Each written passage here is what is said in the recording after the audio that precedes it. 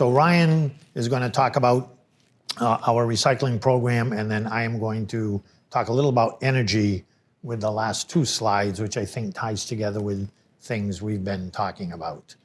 And we're radiation guys, but we got into the recycling business and the waste business several years back because no one wants to work with radioactivity anymore. Foolish generation of youngins. So we noticed that there was an issue. So about 2019, single stream recycling was an issue at MIT. We kept shipping out single stream recycling through our vendor, and our waste vendor would send it back because they would notice that there's lab material in there. The lab material is pipette tip boxes. Not really an issue with anything per se for labs, but it was brought upon our attention. So like, okay, let's see what we can do. Well, the first person said, oh, let's throw it in the bio-waste boxes, the regulated medical waste boxes. Well, once again, to dispose medical waste, it's very expensive and it adds a lot of waste to it. So we decided, hey, let's see what we can do with this. And we just came up with, so we started the lab plastic recycling.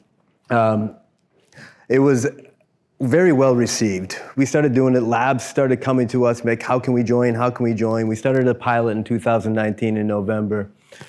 The labs all were super excited and it just took off. It became, like in 2019, we started with one building. Campus-wide by 2021, it was all over campus. The collection, we actually collect the boxes. The EHS office actually collects the boxes for the labs, and we have a general area where we do store the boxes.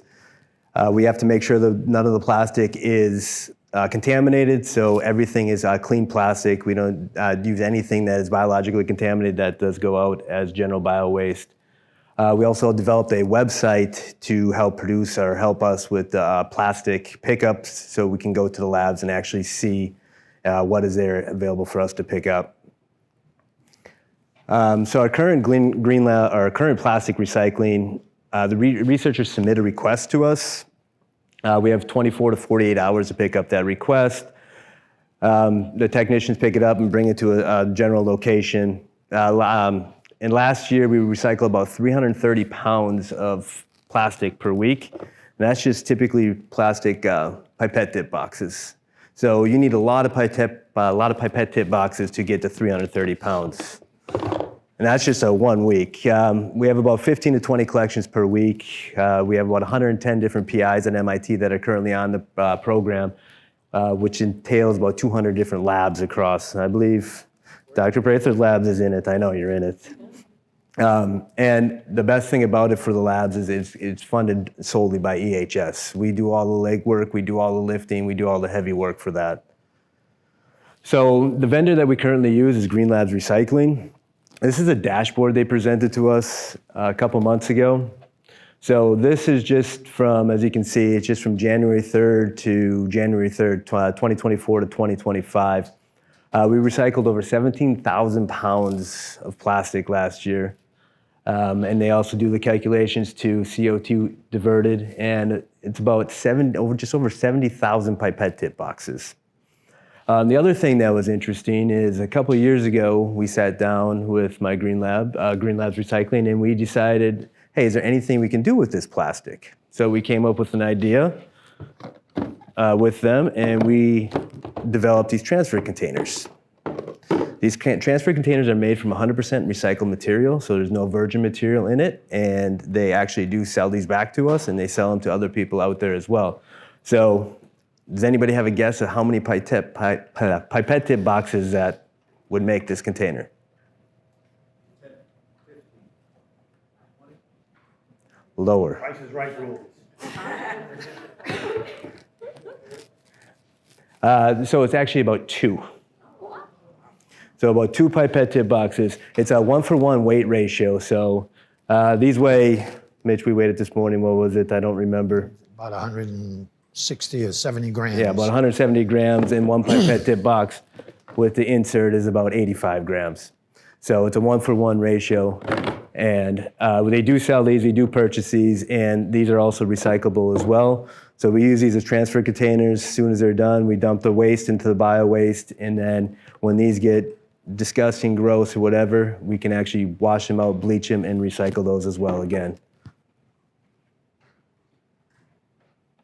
So this also brings up additional benefits for the EHS Pro office. So once again, we work in EHS, Mitch and I, and our job is to keep researchers safe or to follow regulations.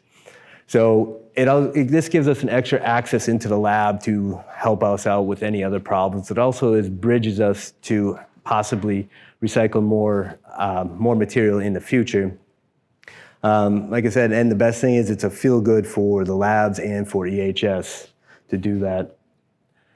So in the future, we can actually start recycling buffer bottles. I have a pilot of that going on right now. A current vendor does take those, and we can recycle those. We're looking at gloves, and hopefully we can use used clean lab glass as well. If anybody knows anything of any of those, we gladly would like to listen, and we'd be able to help see what we can do. So I don't need the microphone. I have a loud voice. So we talk about energy to power things. We need all this energy. Electric cars are nice, but somehow we have to charge those batteries. So my question to you is, are you afraid of radiation? Show of hands. Very much afraid? We have some. Somewhat afraid? Healthy respect. So can you imagine if there was a source of energy that didn't emit carbon dioxide? Could we reverse some of the damage we've done to the planet? So one of the challenges we face is this is the global harmonization pictogram for radiation. So what's it telling us? If you see that trifoil, it's going to come at you, it's going to kill you, so you better run away.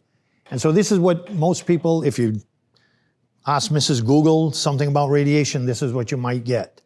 When in fact, we live in a soup of radiation our entire lives. The highest exposure we're ever going to get is from background radiation.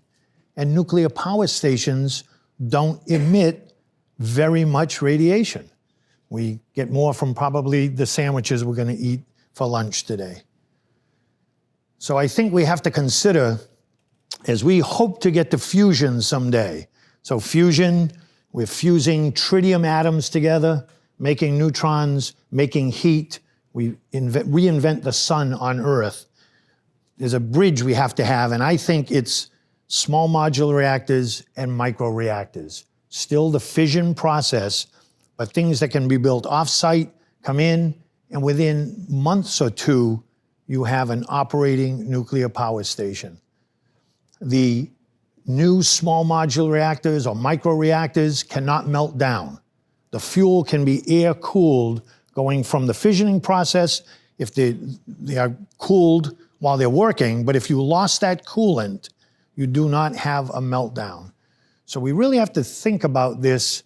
There's quite a few companies today building small modular reactors. I happen to own a MIT graduate, nuclear science and engineering, who's designing and hoping to build small modular reactors. And I think the next decade to 15 years, we use this and there'll be a synergistic effect to go over to fusion. Hopefully Commonwealth Fusion, founded at MIT, will become a reality, but it probably is years from now. So go nuclear. Thank you.